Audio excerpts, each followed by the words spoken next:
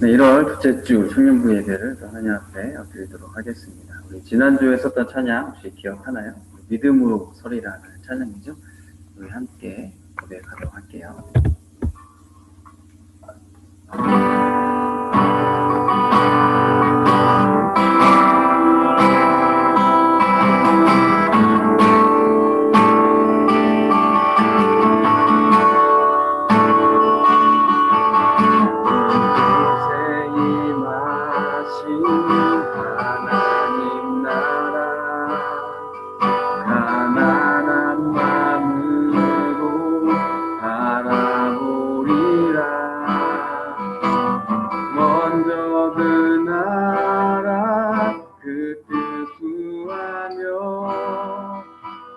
나의 삶 드리리.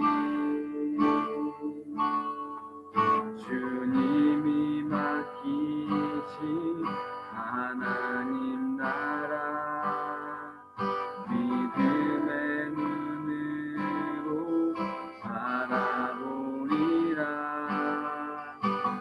하늘의 뜻이 이 땅 가운데 완성돼 그날까지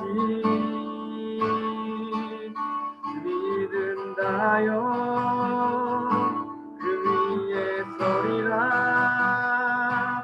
하나님의 나라는 무너지지 않으리. 믿는다요. 그 나라 세워가리라. 주님 곧 오실 때까지. 이곳에 임하신 하나님 나라, 가난한 마음으로 바라보리라. 먼저 그 나라 그 뜻 구하며 나의 삶 드리리.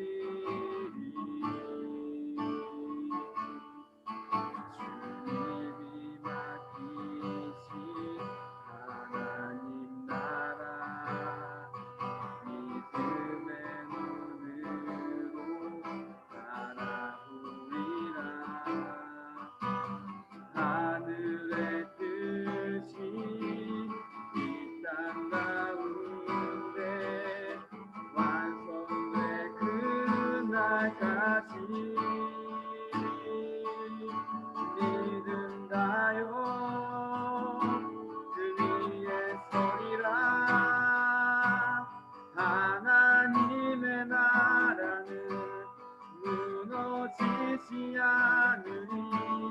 믿는다요.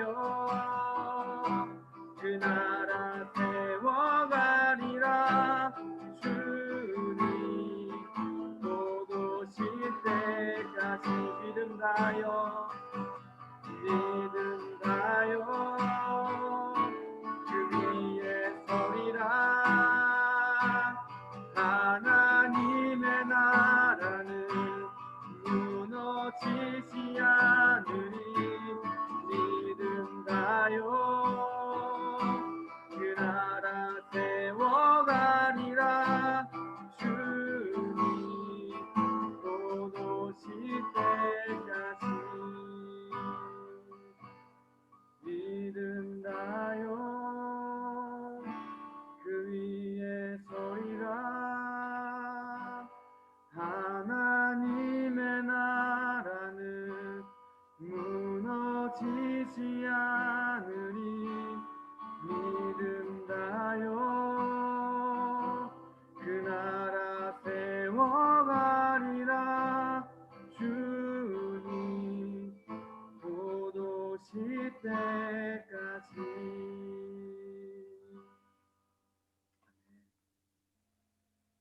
지난 시간에는 우리가 2021년 청년부 표어 말씀을 같이 살펴봤는데요. 우리 표어가 뭐였어요? 믿음의 터닫기가 우리 표어죠. 그래서 이와 관련된 말씀으로 우리가 지난 시간에 마태복음 7장에 있는 말씀을 살펴봤었어요. 그리고 그 내용이 뭐였냐면 우리는 모래 위에 집을 짓는 사람이 아니라 반석 위에 집을 짓는 사람이 되어야 한다라는 내용이었어요. 그런데 이 말씀은 마태에도 기록을 했지만 누가도 이와 비슷한 말씀을 기록을 하고 있어요. 그래서 오늘은 누가복음에 기록된 이런 건축자의 비유를 한번 살펴봄을 통해서 우리가 또 믿음의 터와 닫기를 다시 한번 생각해 보는 시간이 되었으면 좋겠어요. 누가복음 6장 46절부터 49절까지의 말씀 제가 한번 읽어볼게요. 너희는 나를 불러 주여 주여 하면서도 어찌하여 내가 말하는 것을 행하지 아니하느냐. 내게 나와 내 말을 듣고 행하는 자마다 누구와 같은 것을 너희에게 보이리라. 집을 짓되 깊이 파고 주추를 반석 위에 놓은 사람과 같으니 큰 물이 나서 탕류가 그 집에 부딪히되 잘 지었기 때문에 능히 유동하지 못하게 하였거니와 듣고 행하지 아니하는 자는 주추 없이 흙 위에 집 지은 사람과 같으니 탕류가 부딪힘에 집이 곧 무너져 파괴됨이 심하니라 하시니라. 자, 마태복음 7장 24절과 26절에서는 내 말이라고 표현을 하고 있고요. 누가복음 6장 46절에서는 내가 말하는 것, 그리고 47절에서는 내 말이라고 표현을 하고 있어요. 여기서 마태와 누가가 말하고 있는 내 말, 내가 말하는 것이 말하는 것이 뭐예요? 결국에는 예수님의 말씀을 이야기하고 있는 거예요. 그렇기 때문에 누가도 그렇고 이 마태도 그렇고 이야기하는 게 같아요. 하나님의 말씀을 듣기만 해서는 안 되고 그 말씀을 들었으면 반드시 지켜야 한다는 것을 강조를 하고 있는 거예요. 46절에 보면 입술로 이제 주여 주여라고 예수님을 부르고 있지만 정작 그 삶을 들여다보면 전혀 예수님이랑 상관없이 살아가는 모습을 책망을 하고 있어요. 그러면서 47절에서는 말씀을 듣고 지키는 자는 그러한 사람의 삶은 어떻게 될 것인지에 대해서 이야기를 해주고 있는 거죠. 그 내용이 이제 48절에 기록이 되어지고 있는 거예요. 자, 48절 말씀해 보시면 말씀을 듣고 지키는 자는 누구와 같은 사람이며 집을 지을 때에 이제 땅을 깊이 파고 그 주추, 여기서 말하는 주추는 이제 기둥을 받치는 그 돌인데요. 이 돌을 이제 반석 위에 놓은 사람과 같다라는 거예요. 우리가 이제 일반적으로 생각했을 때에 기둥을 받치는 돌이 땅 위에 있을 때와 땅 밑에 있을 때에 어느 건물이 더 튼튼하냐고 묻는다면 당연히 주추가 땅 밑에, 땅 속에 있는 건물이 튼튼하다라고 대답을 할 수 있을 거예요. 예를 들어서 막대기를 우리가 땅 위에 한번 세워본다라고 생각을 하면 땅 위에 그냥 세우는 것과 땅을 파고 그 구멍에 또 돌을 넣고 그 위에 또 나무를 박아서 이렇게 세우는 것을 비교를 해보면 좀 더 이해하기가 쉽겠죠. 땅 위에 그냥 세운 막대기는 바람이 불고 또 사람이 툭 건드리기만 해도 그냥 쓰러지는 거죠. 반면에 땅에 그런 주초와 함께 박힌 막대기는 어떻게 해요? 쉽게 쓰러지지 않아요. 사람이 뽑으려고 해도 넘어뜨리려고 해도 그렇게 되지가 않는 거죠. 그래서 48절에도 보면 주추를 땅 깊이 내려서 지은 집은 어떠한 어려움이 와도 흔들리지 않는다라는 것을 분명하게 이야기를 하고 있는 거예요. 반면에 이제 하나님의 말씀을 듣고 행하지 않는 사람은 어떤 사람이에요? 주추 없이, 즉 기둥을 받치는 돌이 없이 그냥 기둥을 흙 위에 세운 사람과 같다는 거예요. 그렇기 때문에 환란이 있을 때에 버티지 못하고 무너져 버릴 수밖에 없는 거죠. 이처럼 마태나 누가는 하나님의 말씀을 듣고 지키는 것에 이제 초점을 맞추어서 이야기를 하고 있어요. 그런데 마태나 누가의 그런 표현 방식을 보면 조금은 둘 사이에 차이점이 있는 것을 발견하게 돼요. 이 마태복음에서는 주추를 어디에 놓았느냐에 따라서 지혜로운 사람이냐, 어리석은 사람이냐를 판단하죠. 주추를 반석 위에 놓았느냐, 아니면 모래 위에 놓았느냐가 그 판단 기준이 되는 거예요.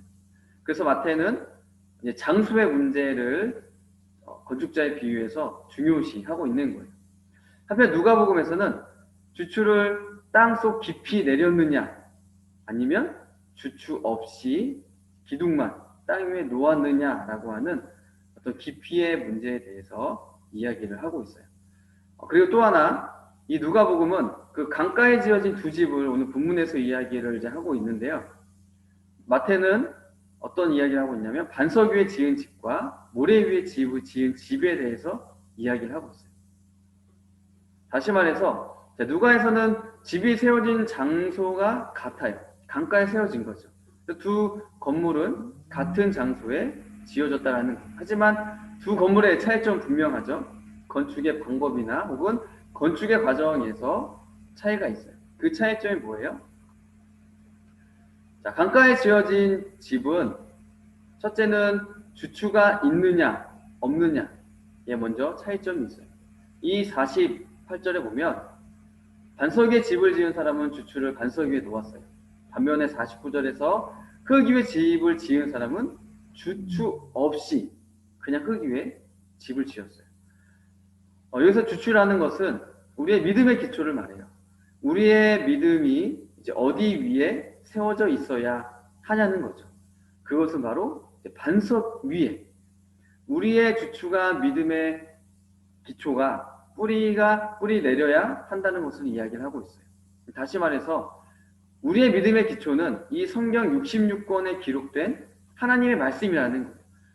그래서 우리가 말씀을 읽고 말씀을 듣고 있는 거예요. 말씀이 없이는 우리의 믿음은 생길 수도 없고 또 성장해 나갈 수가 없어요.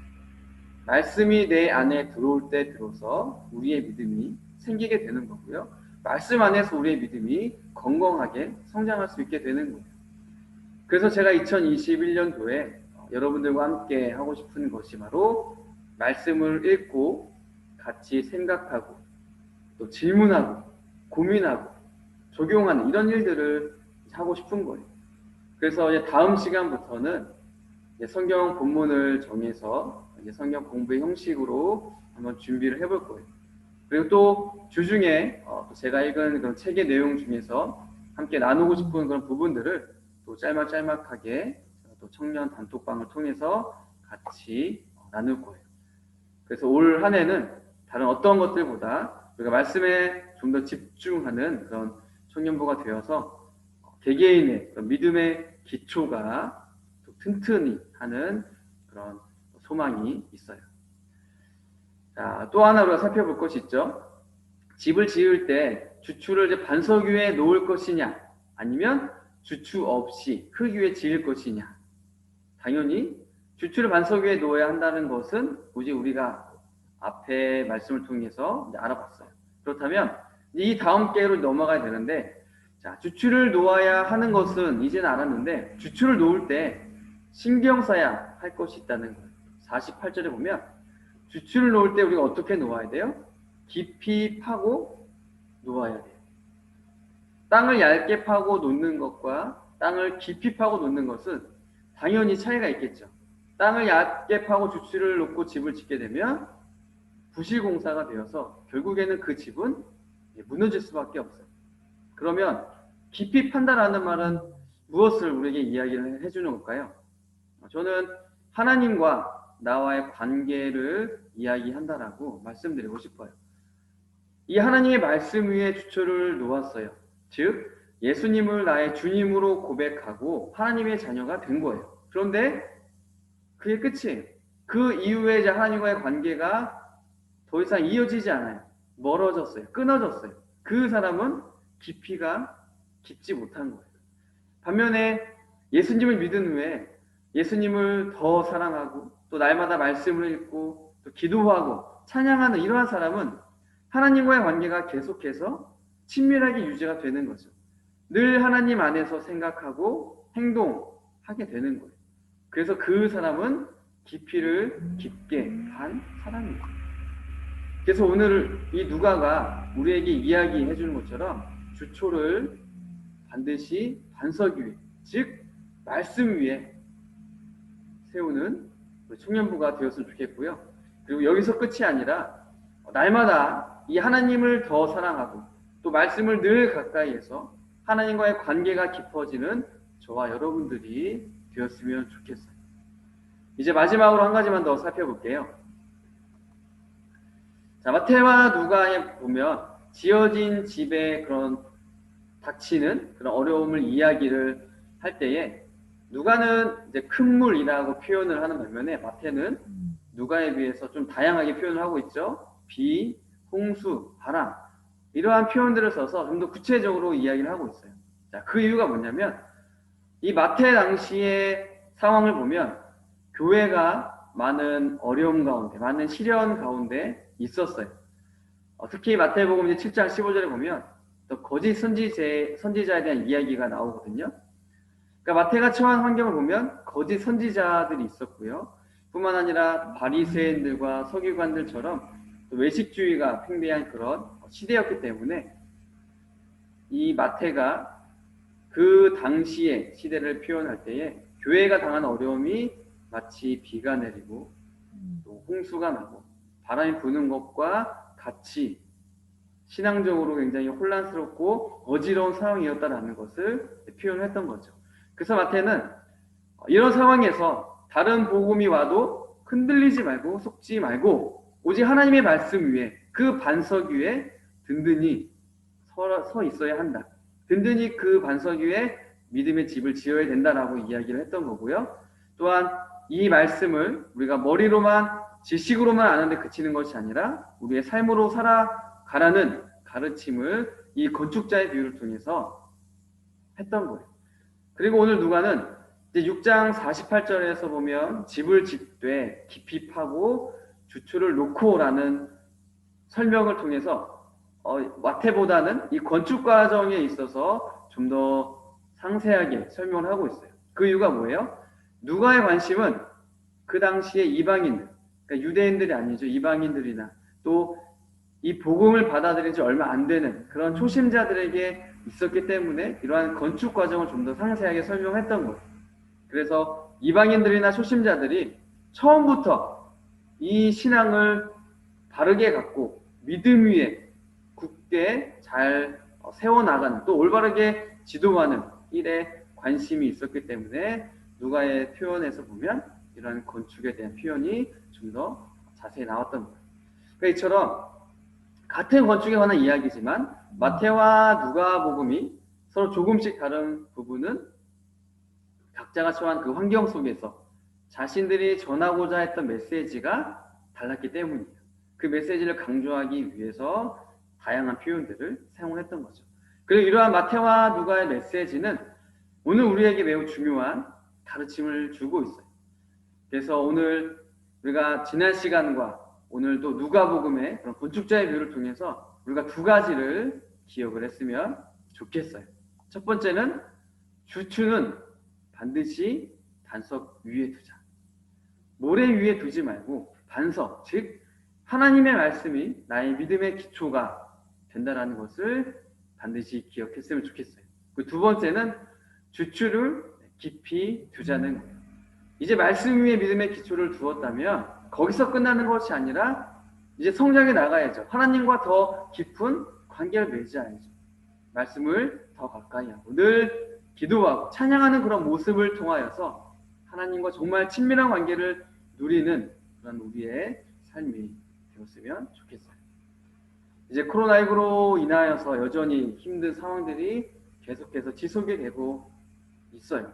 하지만 이러한 시기에 다시 한번 나의 믿음을 점검해보고 나의 믿음이 반석 위에 굳건하게 세워질 수 있도록 그리고 하나님과 더 깊이 있는 만남으로 우리가 하루하루를 하나님의 은혜 가운데 살아가는 우리 청년이 되기를 같이 소망하며 나갔으면 좋겠습니다. 제가 기도할게요. 참 좋으신 하나님 너무나 감사드립니다. 우리 청년들 이렇게 어려운 상황 속에서도 하나님의 말씀을 통하여서 다시 한번 나의 믿음의 현 주소를 파악하고 나의 믿음이 과연 옳은 방향으로 또 성경적으로 잘 가고 있는지 잘 세워져 있는지를 다시 한번 돌아볼 수 있고 또 생각해 볼 수 있는 시간을 주셔서 너무나 감사합니다. 다른 무엇보다 예수님께서 가르쳐 주시는 대로 오직 말씀 위에 우리의 믿음이 건강하게 올바르게 잘 서 나갈 수 있도록 하나님께서 도와주세요. 그리고 그 믿음이 더 깊어지고 하나님과의 친밀함을 날마다 누릴 수 있는 우리 청년부 되게 도와주세요. 그래서 어디를 가든지 누구를 만나든지 하나님 안에서 주님과의 교제 속에서 늘 또 생각하고 말하고 행동하는 우리 믿음 또 청년부 한 사람 한 사람과 믿음 공동체가 될 수 있도록 주님께서 은혜를 더해주세요. 우리 믿음을 지켜주시고 붙잡아 주실 예수님을 기대하며 나아갑니다. 감사하며 예수님의 이름으로 기도드립니다. 아멘.